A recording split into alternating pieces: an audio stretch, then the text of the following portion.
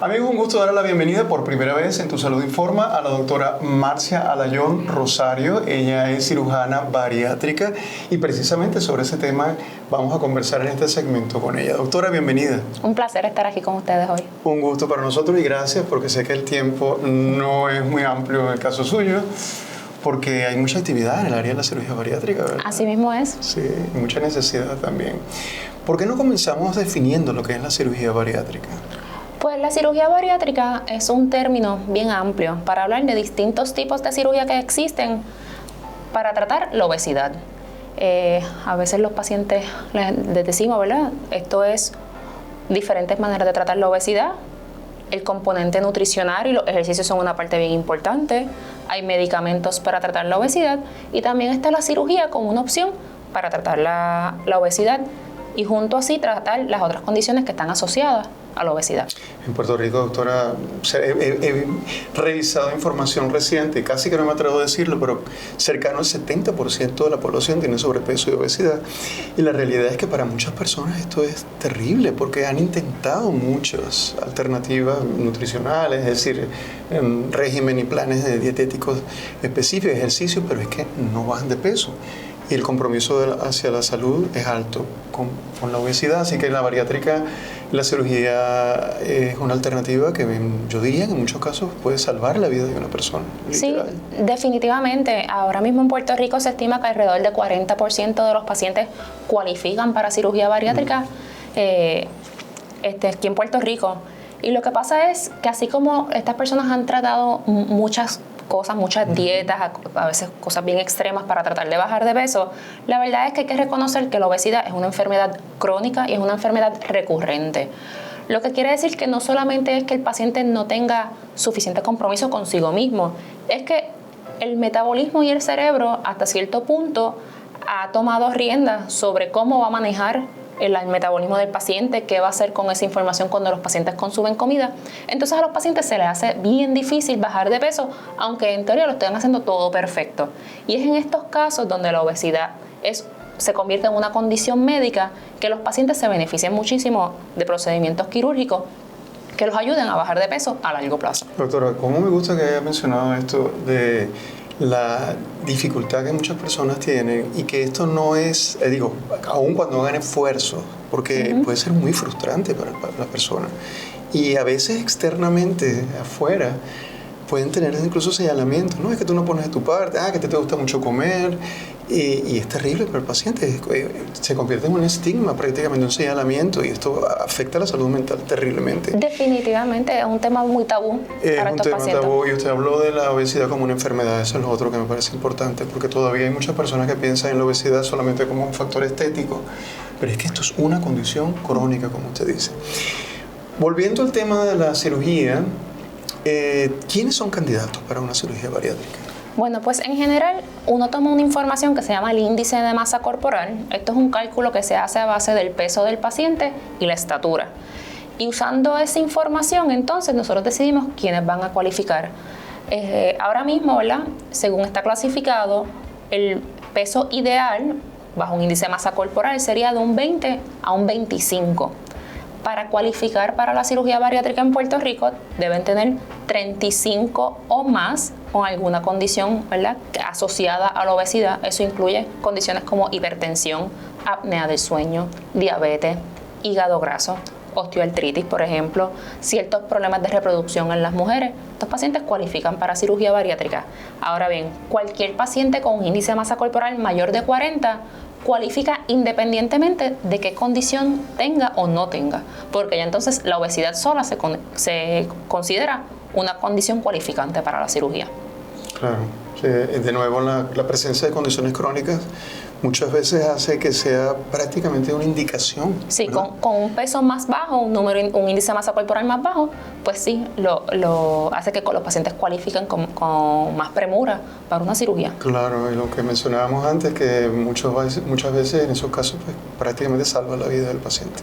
No hay otras alternativas. Definitivamente la remisión de diabetes es increíble con la cirugía, ningún medicamento, ningún porciento de bajar de peso solamente con dieta y ejercicio. Tiene tanta remisión de la diabetes como una cirugía bariátrica. Eso se traduce a que los pacientes dejan la insulina, dejan los medicamentos orales, le mejoran mucho los niveles de azúcar, pues a largo plazo eso aumenta su calidad de vida y las posibilidades de vivir una vida más saludable por más tiempo. Me imagino que con las condiciones cardiovasculares surge más o menos en la misma línea. Sí, definitivamente. Por ejemplo, la hipertensión arterial. Ahora, doctora, la otra parte.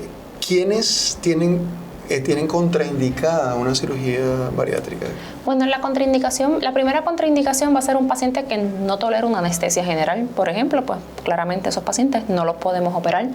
Hay pacientes que tienen enfermedad severa cardíaca, enfermedad severa del hígado, de los riñones, que entonces hacen que sean más difícil como candidatos para cirugía. Hay centros especializados para estos pacientes, pero aquí en Puerto Rico, pues por lo general estos pacientes no se operan. Y en estos casos, pues entonces uno ve la posibilidad de darle medicamentos que ayudan al manejo de la obesidad como forma de tratamiento para estos pacientes. Ya, o sea que la idea es que siempre haya una alternativa para estas personas. Seguro. Ahora, doctora, no todo, usted lo dijo muy claramente al principio, dijo un conjunto de, yo no sé si es correcto lo que voy a decir, pero estrategias quirúrgicas que esto se agrupan entre lo que categorizamos entonces como cirugía bariátrica. Son diferentes tipos de cirugías que se hacen bajo este nombre de cirugía bariátrica, ¿es cierto? Sí. ¿Nos puede hablar un poquito de cuáles son las alternativas? Bueno, a nivel internacional hay distintos tipos de cirugía bariátrica. Algunas de estas cirugías son mucho más agresivas, mucho más complejas que otras, pero generalmente hay dos que son más comunes, le llamamos el bypass gástrico y la gastrectomía de manga. El bypass gástrico es una cirugía donde así como lo dice la palabra bypass, se corta el estómago y se corta el intestino y se bypassea. Hay parte del intestino que ya deja de recibir alimento.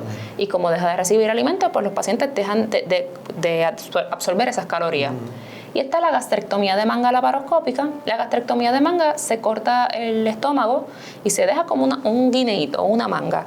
Entonces ahora el espacio es más pequeño. Pues ciertamente cabe menos comida, así que el consumo de calorías es mucho menor, pero también ambas cirugías provocan cambios hormonales bien importantes a nivel del intestino y a nivel del cerebro, que es lo que ayuda a que a largo plazo los pacientes puedan entonces sostener esa pérdida de peso. La elección o selección de estas técnicas quirúrgicas, bueno, no técnicas quirúrgicas, ese tipo de cirugía, ¿depende de qué? Bueno, en parte depende del paciente, de qué condiciones comorbidas tiene. Por ejemplo, pacientes con diabetes bien severa o con mucho peso para perder, pues uno podría considerar que el bypass gástrico es mejor cirugía porque crea más cambios hormonales que ayudan a los pacientes en la diabetes y a bajar más peso. Pacientes con reflujo, pues son mejores candidatos para un bypass gástrico. Ahora, si hay pacientes que son buenos candidatos para ambas cirugías, pues uno le presenta ambas opciones. Entonces el paciente decide con qué cirugía se siente más cómodo, porque aunque ambas cirugías son muy buenas y ambas cirugías son seguras, las complicaciones de cada cirugía pues cambian un poco. Entonces pues el paciente decide con qué se siente más cómodo. Obviamente la pregunta natural después de su comentario es cuáles pueden ser las complicaciones. Bueno, de las complicaciones, hay complicaciones que son generales a todas las cirugías, especialmente con anestesia general. Eso incluye problemas de pulmonía, infecciones de herida, arritmias cardíacas, coágulos en las piernas y embolias pulmonares. Esos son generales a todas. Ahora, específicas a la cirugía, pues tienen mucho que ver con los alimentos que los pacientes consumen. En el bypass gástrico, por ejemplo, los pacientes tienen que ser bien cuidadosos con el consumo de carbohidratos. En la gastrectomía de manga, pues pueden tener reflujo a largo plazo, que por eso a estos pacientes se les dice, mira, si padeces de reflujo ahora, es mejor el bypass. Esas son de las dos complicaciones que uno podría decir que van a escoger. Lo otro importante es que la dependencia de las vitaminas, aunque es bien importante en ambas cirugías, ciertamente en el bypass gástrico son mucho más dependientes de las vitaminas porque necesitan ingerir más vitaminas ya que el intestino no está absorbiendo como antes. Claro, eso lo he oído con mucha frecuencia. Y prácticamente para el resto de la vida la persona tiene que consumir vitaminas. Así es. Esta cirugía es importante que los pacientes sepan que es un cambio grande. Lo que menos tiempo toma es la cirugía. Pero son estos cambios que ellos hacen a largo plazo lo que hacen que esta cirugía sea exitosa. Y por eso es que la preparación para esta cirugía es bien importante también. ¿Nosotros tenemos algún porcentaje aproximado de remisión a ver cómo decir, no éxito, o porque en algunos casos, cuando usted mencionó la técnica de la manguita, me gustó que usted dijo que parecía un guineo, pues uno piensa, ahí hay estómago, y si yo sigo alimentándome más y más, pues eso va a estirarse, ¿no? Sí. Y va a ganar peso luego entre la persona. Muchas veces no ganan peso tanto porque estire, porque podría aumentar un poco en tamaño, pero nunca va a regresar, que es una pregunta común que me hacen, si regresa al tamaño original. Eso no ocurre. No. Pero sí lo que ocurre es que los pacientes se revierten a comportamientos que tenían antes. Y yo le digo a mis pacientes, ahí caben 4 onzas de una pechuga de pollo, pero también caben 4 onzas de la batida de McDonald's. Así que la selección de alimentos es bien importante, y ahí es donde es bien importante la preparación preoperatoria en estos pacientes, porque para que esto sea exitoso a largo plazo se tienen que preparar tanto física como mentalmente para esta cirugía. Claro, esa preparación me imagino que incluye el aspecto psicológico, porque el comportamiento tiene que ver justamente con los hábitos y con conductas que nosotros tenemos relacionadas a los alimentos de lo que comemos, ¿no? Sí, definitivamente nosotros en el centro, en el Hospital de Damas, tenemos un apoyo de 2 psicólogas con nosotros ahora mismo en el programa para preparar a estos pacientes para la cirugía. Hay pacientes que tienen problemas de adicción a la comida y hay pacientes que simplemente necesitan evaluación para ver si pueden, ¿verdad?, procesar estos cambios a largo plazo. Lamentablemente en Puerto Rico tenemos una cultura donde nos gusta comer.